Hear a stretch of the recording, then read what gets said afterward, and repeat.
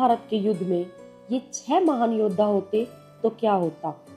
ऐसे कई योद्धा थे जो महाभारत के युद्ध या कहें कि कुरुक्षेत्र के युद्ध में भाग लेने से वंचित रह गए। यह भी कह सकते हैं कि श्री कृष्ण की नीति के चलते ऐसा हुआ। आओ जानते हैं उन महान योद्धाओं के नाम जो महान युद्ध का हिस्सा नहीं बन सकते, और यदि वे इस युद्ध में होते तो युद्ध और भी ज्यादा दिलचस्प हो जाता। नंबर 1, जरासंध। जरासंध यदि महाभारत के युद्ध में होता तो युद्ध का रुख कुछ और होता, लेकिन श्री कृष्ण को मालूम था कि महाभारत का युद्ध होना है। उसके पहले ही उन्होंने कई महान योद्धाओं में से एक जरासंध को भी मारने की युक्ति सोच ली थी। उन्होंने भीम के हाथों पहले ही अपने सबसे शक्तिशाली शत्रु को निपटा दिया था। जरासंध को मारना बहुत ही मुश्किल था। नंबर 2, शिशुपाल। जरासंध का खास और श्री कृष्ण की बुआ का लड़का शिशुपाल भी बहुत ही शक्तिशाली था। श्री कृष्ण ने प्रण किया था कि मैं शिशुपाल के 100 अपमान क्षमा करूंगा, अर्थात उसे सुधारने के 100 मौके दूंगा। शिशुपाल रुक्मणी से विवाह करना चाहता था। रुक्मणी के भाई रुकम का वह परम मित्र था। रुकम अपनी बहन का विवाह शिशुपाल से करना चाहता था और रुक्मणी के माता पिता रुक्मणी का विवाह श्री कृष्ण के साथ करना चाहते थे, लेकिन रुकम ने शिशुपाल के साथ रिश्ता तय कर विवाह की तैयारियां शुरू कर दी थी। श्री कृष्ण रुक्मणी का हरण कर ले आए थे। तभी से शिशुपाल श्री कृष्ण का शत्रु बन बैठा। श्री कृष्ण ने उसके 100 अपराध के बाद उसका वध कर दिया था। नंबर 3, एकलव्य।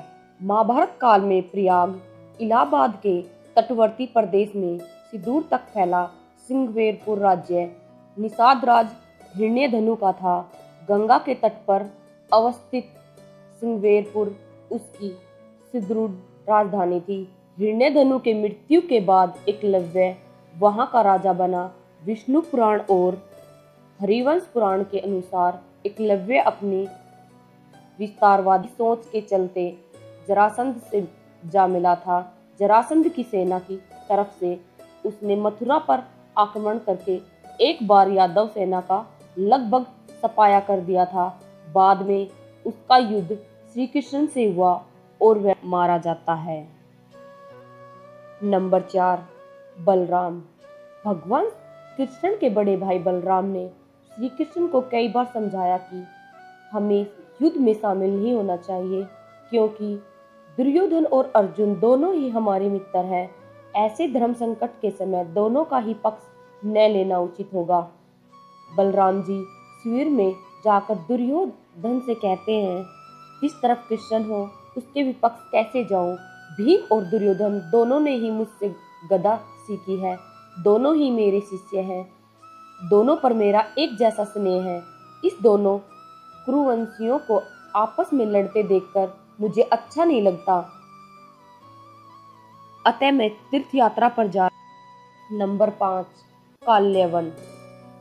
पुराणों के अनुसार जरासंध ने 18 बार मथुरा पर चढ़ाई की, 17 बार वह असफल रहा। अंतिम चढ़ाई में उसने एक विदेशी शक्तिशाली शासक काल्यवन को भी मथुरा पर आक्रमण करने के लिए प्रेरित किया। काल्यवन की सेना ने मथुरा को घेर लिया। उसने मथुरा नरेश के नाम संदेश भेजा और युद्ध के लिए 1 दिन का समय दिया। श्री कृष्ण ने उत्तर में भेजा कि युद्ध केवल श्री कृष्ण और काल्यवन में हो। काल्यवन ने स्वीकार कर लिया। कृष्ण और काल्यवन का युद्ध हुआ और कृष्ण रण की भूमि छोड़कर भागने लगे तो काल्यवन भी उनके पीछे भागा। भागते भागते कृष्ण एक गुफा में चले गए। काल्यवन भी वही घुस गया। गुफा में काल्यवन ने एक दूसरे मनुष्य को सोते हुए देखा।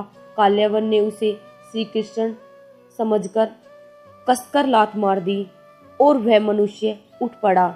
उसने जैसे ही आंखें खोली और इधर उधर देखने लगे, तब सामने उसे काल्यवन दिखाई दिया।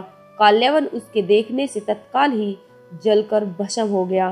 काल्यवन को जो पुरुष गुफा में सोए मिले वे इक्ष्वाकु वंशी महाराजा मादाता के पुत्र राजा मुचुकुंद थे जो तपस्वी और प्राप्ति थे।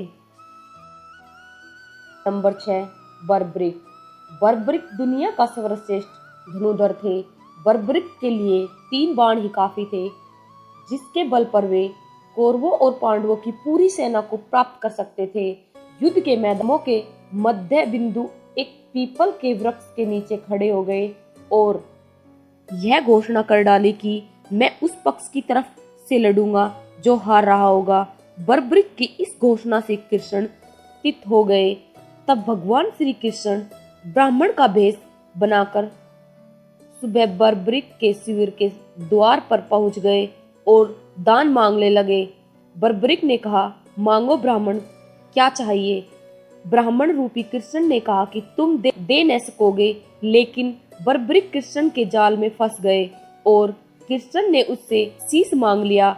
बर्बरिक द्वारा अपने पितामह पांडवों की विजय हेतु स्वेच्छता के साथ शीश दान कर दिया।